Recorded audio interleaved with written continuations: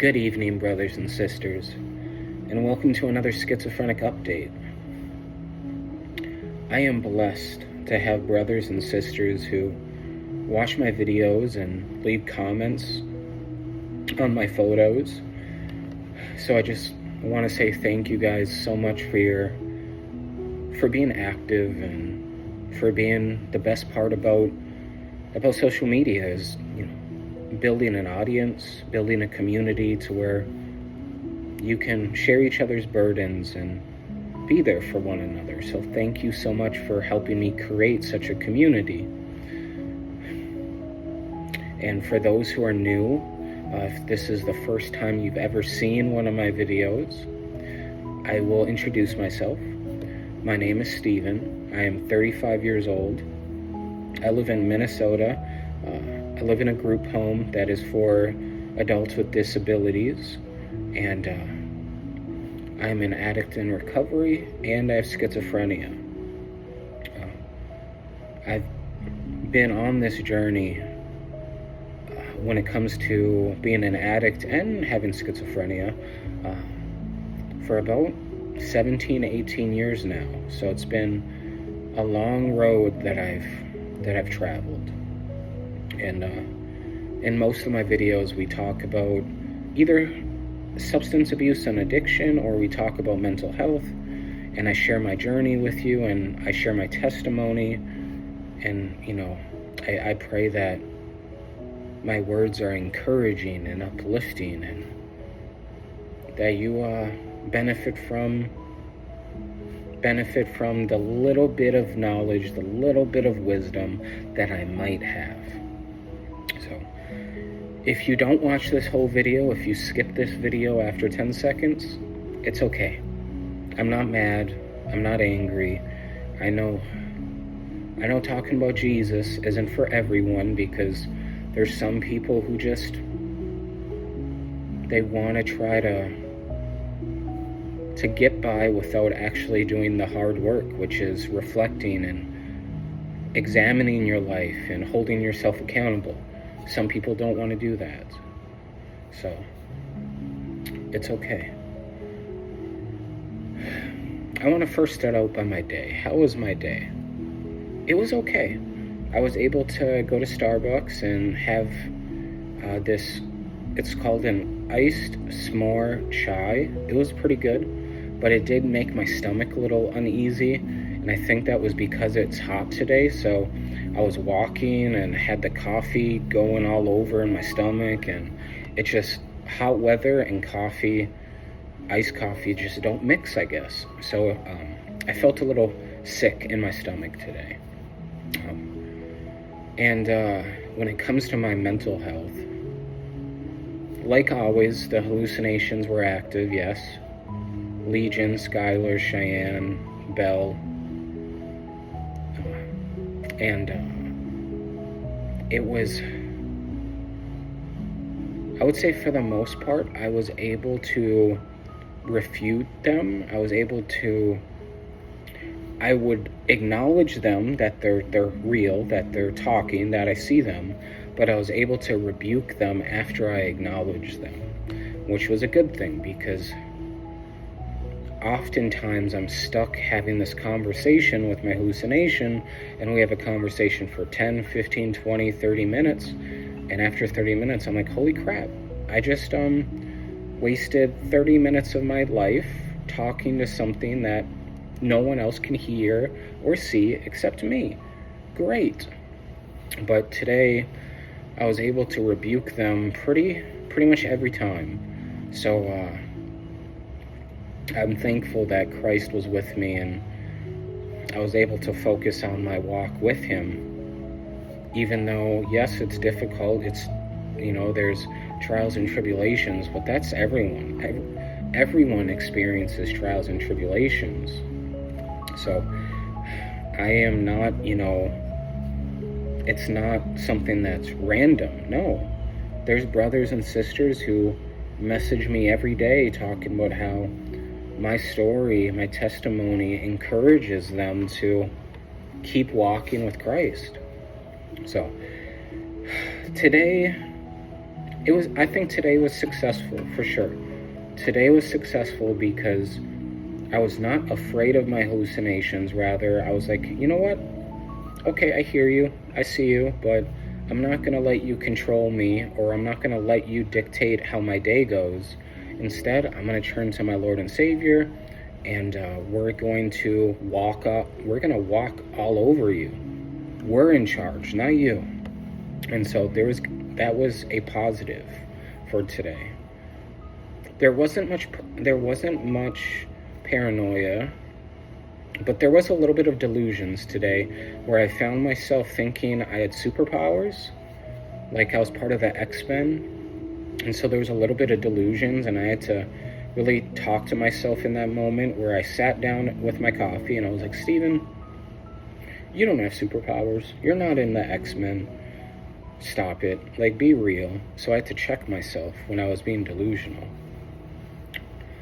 And that being delusional for me, sometimes causes confusion, which happened to me just a couple times today, to where I lost track of what I was doing. So even though I went to get coffee, while I was on the bus, I was like, what am I doing on the bus? Where am I? And so there was a little bit of confusion when it just came to where I was, what was I doing, where am I going, the who, what, when, where, why, per se. I was getting a little confused, but the confusion didn't last long. The confusion was kind of temporary, which was good. And then lastly, mania. My mind sometimes today was trying to go off the tracks. Like, I was thinking thoughts that weren't good. I was thinking thoughts that were harmful to myself, and it caused my brain to kind of go on this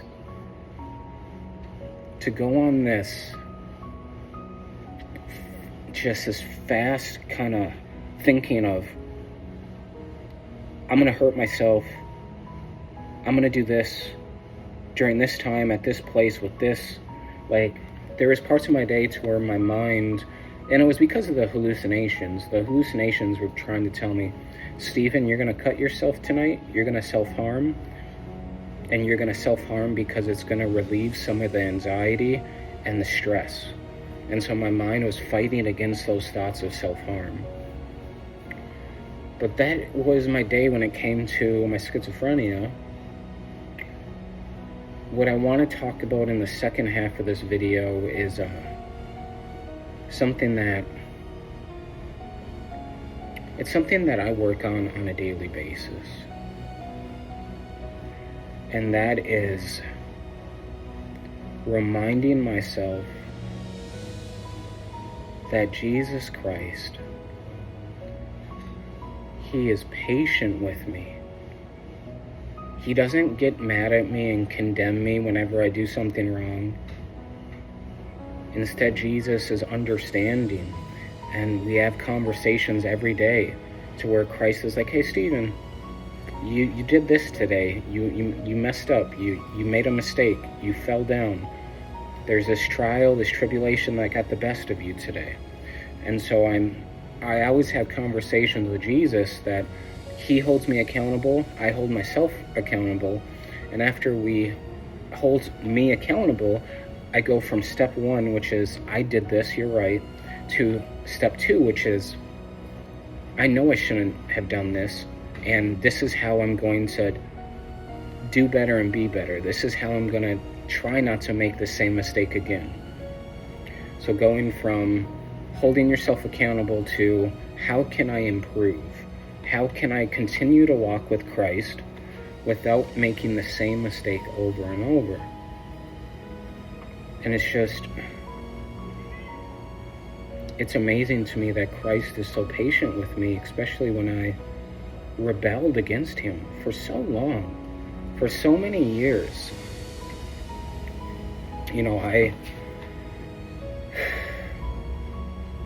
3-4 years I was practicing Islam, and a couple more years I was just I allowed my substance abuse to get the best of me, and all I cared about was getting high, getting drunk, sleeping with strangers, selling my body. And so there were years to where I just was like, no, I'm going to run away from Jesus. I'm going to run away from God. I'm going to run away from the Holy Spirit. But even though I ran away for so many years, Christ still didn't give up. He stayed by my side. Every hospital visit, every psychotic ward, every mental hospital, Jesus was there, being like, hey, I'm not giving up on you because you're a child of God. You're beautiful. You're precious. You mean so much to me. And I want to help you see that being redeemed is possible, being saved again, being born again is possible. And so what I'm trying to say in a lot of words is that you're not too far gone. You're not too bad of a person. That Christ sacrificed himself, and what he did on Calvary, on that cross, he did it for you. Not only did he follow the Father's will, but Jesus was thinking of you on Calvary, just like he showed love to the criminal who was crucified next to him, who asked him, Jesus, will I see you in the hereafter when I die? Will I be with you in heaven? And Jesus told the criminal, yes, you will be. You will be with me in heaven. And it was because that criminal was able to see the truth. And he just let down his guard. He let down his pridefulness, and he gave his life to Christ before he died. So it's just, it's a story that always gives me goosebumps, because I'm like, for that criminal to realize, hey man, I've been messing up all my life, and now here's Jesus. For him to just put down that pride, put down that boastfulness, to put down that anger, and just for that criminal to give his life to Christ before he died, it encourages me. But yeah. But I just wanted to share with you what I'm thinking about, which is, you're not too far gone. You're not too bad of a person. Whether you are in jail, in prison, you have a criminal rap sheet, if people have stereotypes about you, if people have stories about you that you assaulted someone or beat someone up, or domestic violence, whether you're a man or a woman, because both men and women can commit domestic violence. If you live through a very tough childhood, if you're an addict, if you're an escort, a prostitute, a stripper, if you're a drug dealer, like whatever your situation is, I want you to know that Jesus can save you, that you can be redeemed, you can be born again. It's not too late. So please, tonight, kneel beside your bed and have an honest conversation with Jesus Christ. Have an honest conversation with Jesus Christ. Share with him your struggles, your pain, your stress, your anxiety. Share with Christ everything. Not only the pain, but maybe the doubt and the anxiety and the depression and the confusion. Share with Christ everything that's holding you down, that's keeping you from living a joyful, happy life. So those are just my words of encouragement. So I want to say thank you, brothers and sisters, so much, and I will talk to you later. So much love, guys. Peace and blessings.